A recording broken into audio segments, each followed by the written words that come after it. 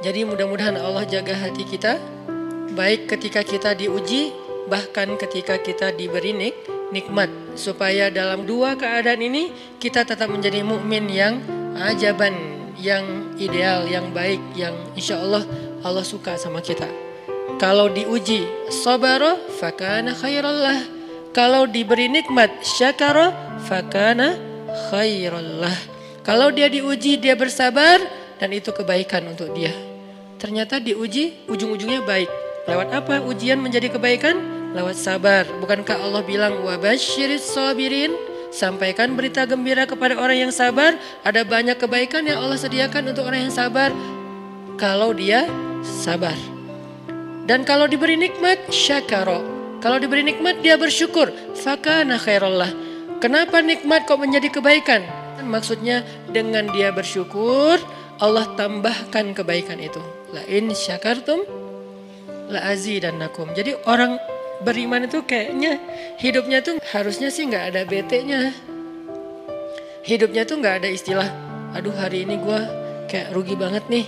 Nggak ada orang beriman rugi. Kan hidup kita tuh di antara dua itu kan. Cuman varian ujian itu aja macam-macam. Varian ujian itu misalnya kalau di surat Al-Baqarah Allah menyebutkan 3 varian ujian kan.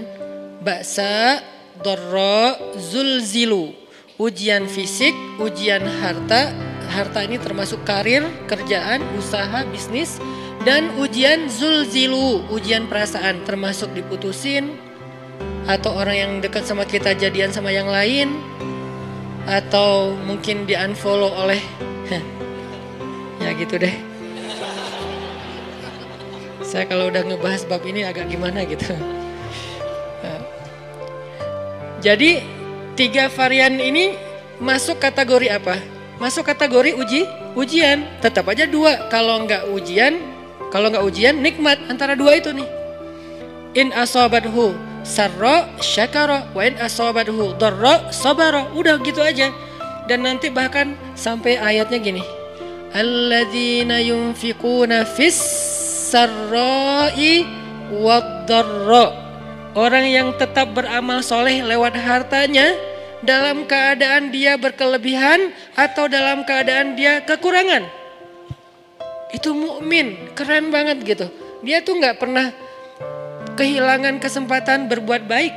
Baik beramal soleh ketika dia dalam keadaan dikasih nikmat maupun beramal soleh ketika dia dikasih ujian, tetap aja beramal soleh. Contoh yang ayat tadi, yunfikuna fis sarra, berinfak dalam keadaan sarra, dalam keadaan bahagia, senang, lagi dapat untung gitu kan. Ataupun yunfikuna fid dharra, tetap berinfak walaupun dia dalam keadaan dharra, dalam keadaan susah. Dalam keadaan dor itu kan bahaya. Ini kalau saya infak nih bahaya nih buat saya nih. Kalau saya kasih nih saya kayak nggak ada tabungan buat mahar nih.